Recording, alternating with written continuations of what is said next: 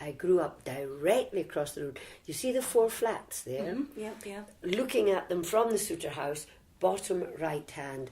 It's called Norma Villa, the 4 flats. Yes. And that was our house when we were little, well, there you are.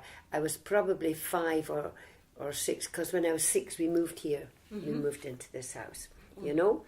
But like I say, what I particularly do remember was always, I can still see her. She was not a fat lady, but she was, you know, well-proportioned lady, Mrs. Suter, as all ladies were in those days. They had that famous wraparound pinny where the tire came out here and tied down the back.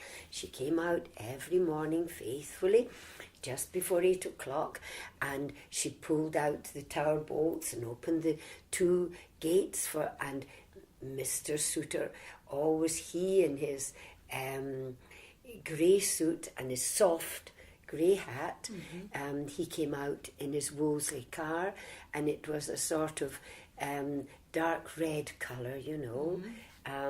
And Mummy said, "Come on, Mr. Suter's leaving now," you know. We had to get organised, have our breakfast, get off to school, and, you know. They were like it was like a timetable that you could correct. rely on. You could set your time, your clock by them, you know. Yes, yes. So that was the story there.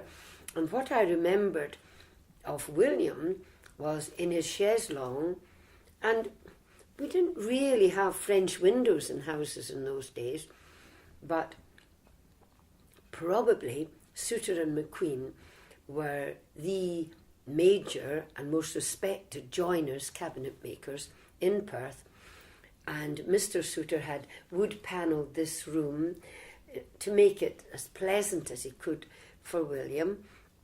And they had a beautiful garden, hollyhocks and everything, a lovely English cottage garden type. And these big, deep French windows, we were as taken with the French windows and seeing out into the garden as with William reading stories to us, you know. So did you go in and would it be stories and the... Well, it would be a case of, you know, it's the funniest thing. Wilson Street was very close in those days. You see my garage here?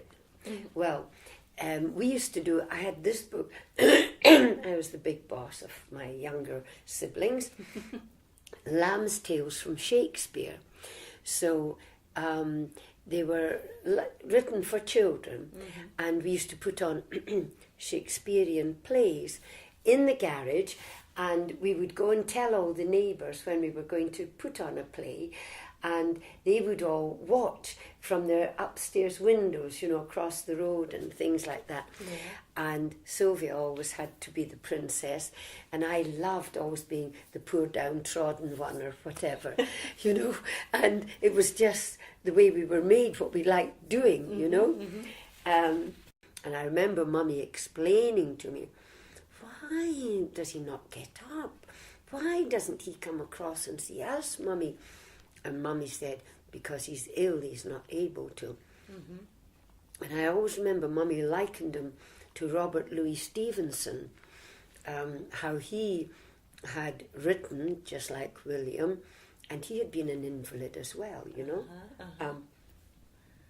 We could understand this, you know. Did you ever get taken to visit William Suter when he was so ill he couldn't get out of bed, when he was lying in bed? Never ever saw him in bed, never. Always he was on the chaise longue, you know. Yes. So I didn't ever see him, like I say, in bed. It wouldn't be right for children, probably. Children would maybe be too curious and say, why are you in bed even, you know. And do you remember what his character was? No, I know he was a bit feisty. Oh, right. In adult life, I Yes. know this. He had a friend who, I think they had, now how would I describe their friendship? A very honest friendship, in as much as he wasn't coothie with him. I knew that. In adulthood, but I was completely unaware of that. As a child, he, for us, was possibly in quite a bit of pain, because I do remember thinking, he's not as chirpy and cheery as Auntie Flora and Mummy and Daddy and that. He's slow in talking to us and serious, you know. But as I say, he was probably in pain, poor man. Yes. But I remember thinking, he's not good fun, if you know what I mean, you know. So although the stories were suitable for children, Yeah. it was quite a But serious sort I of visit. think that he wrote these stories because they weren't Hans Andersen's or Grimm's, all the ones we knew as children. And I'll tell you something that Jenny told me, the 94-year-old lady, said, oh, I could kick myself, Norma, because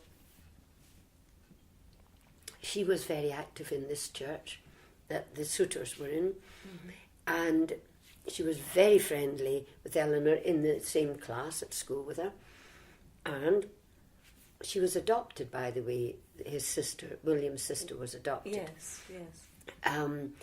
She said that for her birthday, for her Christmas, she always got those beautiful cards that William had made and had done the verses in them. And she said, I'm so sorry, Norma, that I destroyed them, you know? Yes. And I said, yeah, that is very sad. That is, yeah. And she said, I always remember thinking, oh, how good of him to do these lovely verses for his parents and that, and these cards for me, you know? Yes, yeah.